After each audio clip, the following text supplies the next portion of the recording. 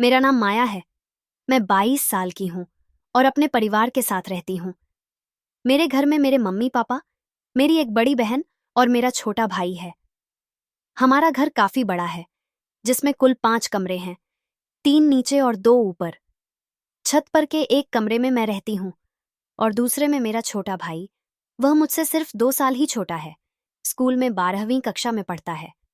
मेरी बड़ी बहन शहर से बाहर मामा के घर रहकर पढ़ाई कर रही है और घर में कमाने वाले सिर्फ मेरे पापा हैं।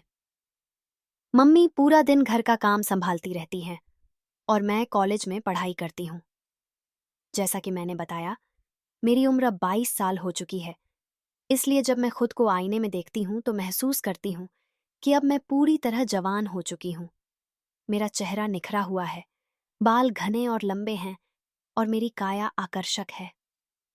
मेरे कॉलेज में कई लड़के मुझे पसंद करते हैं, लेकिन मैंने अब तक किसी को भाव नहीं दिया। मुझे डर था कि अगर पापा को इस बारे में पता चला तो वे बहुत गुस्सा होंगे। फिर भी कभी कभी दिल में यह ख्याल आता कि मेरा भी कोई ऐसा हो जो मुझसे प्यार करे, मेरी भावनाओं को समझे और मेरी हर इच्छा और ज़रूरत पूरी करे। क्योंकि कुछ ज़रूरतें ऐसी होती हैं जिन्हें माँ बाप भी पूरी नहीं कर सकते। आज जब मैं कॉलेज से घर लौट रही थी तो रास्ते में मैंने सोचा कि मेरे भाई को आइसक्रीम बहुत पसंद है। मैंने सोचा कि उसे खुश करने के लिए आज मैं उसके लिए आइसक्रीम लेकर जाऊं। मैंने दुकान से 2 आइसक्रीम खरीदी और फिर घर की ओर बढ़ गई। घर पहुंचते ही मैंने अपने बैग को एक तरफ रखा और ऊपर अपने भाई के कमरे में चली गई, जहां मेरा भाई पहले से मौजूद था।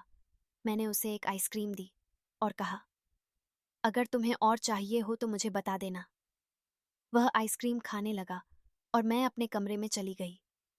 वहां जाकर मैंने अपने कॉलेज का ड्रेस उतार दिया और घर के कपड़े पहनने से पहले ही बिस्तर पर बैठकर अपने फोन में एक रोमांटिक वीडियो देखने लगी।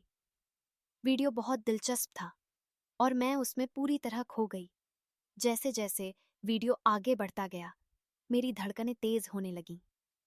मैं उसमें इतनी डूबी हुई थी कि मुझे यह भी ध्यान नहीं रहा कि मैंने अभी तक कपड़े नहीं पहने हैं। तभी अचानक मेरा भाई मेरे कमरे में आ गया और बोला, दीदी, एक आइसक्रीम और दे दो। मैं हड़बड़ा गई और जल्दी से अपने आप को चादर से ढक लिया। मेरी सांसें तेज हो गईं और मैंने घबराकर कहा, तुम अपने कमरे में जाओ, मैं वहीं आइसक्रीम लेकर आती हूँ। लेकिन वह जिद करने लगा, नहीं दीदी, तुम अभी नहीं देगी तो मैं खुद ले लूंगा। मैंने थोड़ा सख्ती से कहा, नहीं, तुम अंदर मत आओ, मैंने अभी कपड़े नहीं पहने हैं। वह मुस्कुराते हुए बोला, ठीक है दीदी, जल्दी से कपड़े पहनकर मेरी आइसक्रीम दे जाओ। इतना कहकर वह अपने कमरे में चला गया। मुझे भी उसकी शरारत पर हंसी आ गई, लेकिन मैंने जल्दी से अपना सूट सलवार पहना और जाकर उसे आइसक्रीम दे दी। जब मैंने उसे आइसक्रीम दिया तो वह मुस्कुराने लगा। मैं उसका इशारा अच्छे से समझ रही थी। मैंने उसको समझाते हुए कहा, देखो भाई, अब हम लोग बड़े हो गए हैं, इसीलिए जब भी मेरे कमरे में आया करो तो पहले दरवाजे पर दस्तक दिया करो, क्योंकि वह मेरा निजी कमरा है। इसमें मैं अपने हिसाब से रहना पसंद करती हूँ। तुम्हें पता होना चाहिए कि हर किसी की अपनी प्राइवेसी होती है और उसे समझना जरूरी है।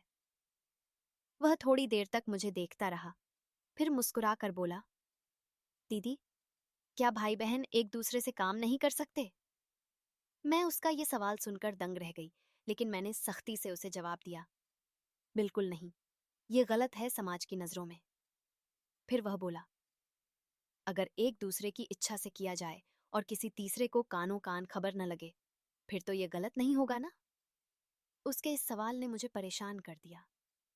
मैंने थोड़ी देर सोचा और मेरे पास उसके इस बात को गलत साबित करने के लिए कोई जवाब नहीं था। अगले दिन जब मम्मी पापा कहीं गए थे तो मेरे भाई ने मेरे साथ एक दूसरे को इच्छा से वो सारा काम किया जो अब तक मुझे बेचैन कर रही थी। अगर आप कमेंट में पार्ट 2 लिख देंगे तो इसके बाद जो कुछ हुआ था वो सब मैं अगली वीडियो में पूरे विस्तार से बताऊंगी। तो आने वाली वीडियो देखने के लिए इस वीडियो को लाइक करके इस स्टोरी एक्सपीरियंस चैनल को सब्सक्राइब कर लीजिए। मैं फिर मिलूंगी अगली वीडियो में।